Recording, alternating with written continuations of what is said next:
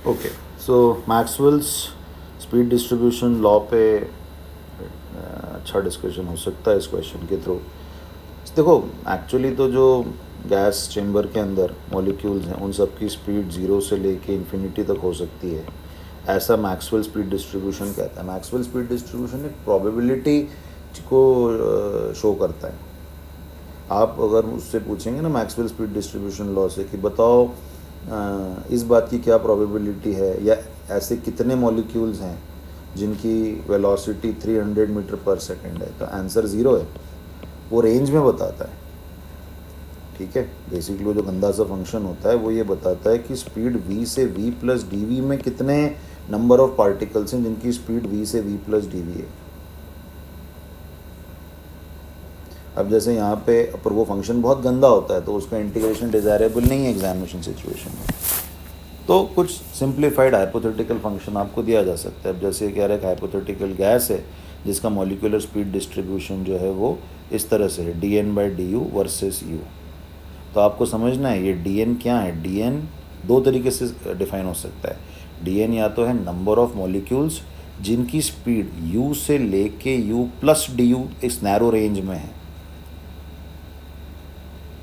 या D N fraction of molecules भी हो सकता है, fraction of total number of molecules जिनकी स्पीड u से u प्लस डी यू के बीच में है, ठीक है। जैसे मान लो कि हमारे पास 1000 टोटल मॉलिक्यूल्स हैं, ठीक है, और 5 मॉलिक्यूल्स हैं जिनकी स्पीड u से लेके u प्लस डी यू के बीच में है।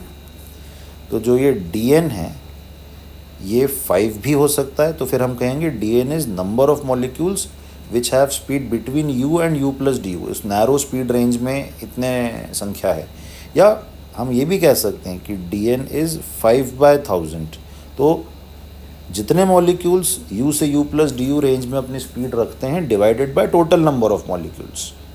तो ये हो गया absolute number of molecules which have speed between u and u plus D U, और ये हो गया fraction of total number of molecules which have speed between u to u plus D U. तो कोई फ़र्क नहीं पड़ता, वो एक कांस्टेंट, क्योंकि total number of molecules constant होते हैं, उससे डिवाइड ही करना होता है। यहाँ फ्रैक्शन हो गया, यहाँ पे टोटल हो गया। Is this clear?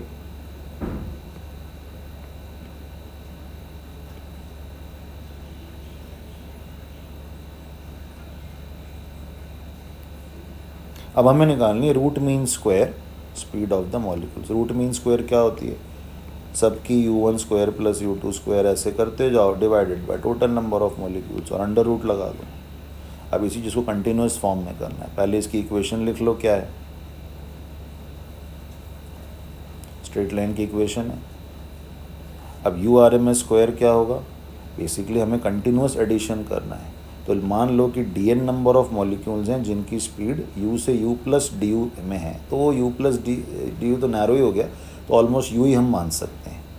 तो उनका कंट्रीब्यूशन u हो जाएगा। तो u स्क्वायर डी एन का इंटीग्रेशन करेंगे और नीचे टोटल नंबर ऑफ मॉलिक्यूल से डिवाइड कर देंगे। इस ग्राफ से क्लियर है कि जो गैस सैंपल है उसमें मॉलिक्यूल्स की स्पीड 0 से लेके 4 मीटर पर सेकेंड के बीच में है, ठीक है। तो जो कितने मॉलिक्यूल्स होंगे जिनकी स्पीड u से u plus D U range में है, मैं उनको डी एन मान रहा हूँ। बहुत ही नैरो रेंज है। तो जब हम समेशन करेंगे तो D N number of molecules हो गए और ऑलमोस्ट उन सब की स्पीड हम, क्योंकि डी यू तो बहुत ही छोटा, यू स्क्वायर मान सकते हैं। तो ऐसे ही फिर अगला डी एन यू स्क्वायर, अगला D N U square divided by total number of molecules. तो ऊपर आ गया integration U square D N, नीचे आ गया इंटीग्रेशन डी एन। अब तो बस मैथ्स करनी है simple. D N by D U की वैल्यू तुमको पता ही है।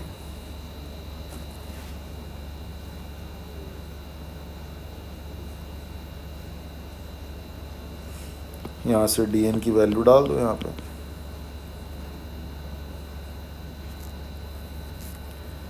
पूरा u के टर्म्स में ले आओ, लिमिट 0 to 4 खींच दो, बस u आर एम एस आ गया।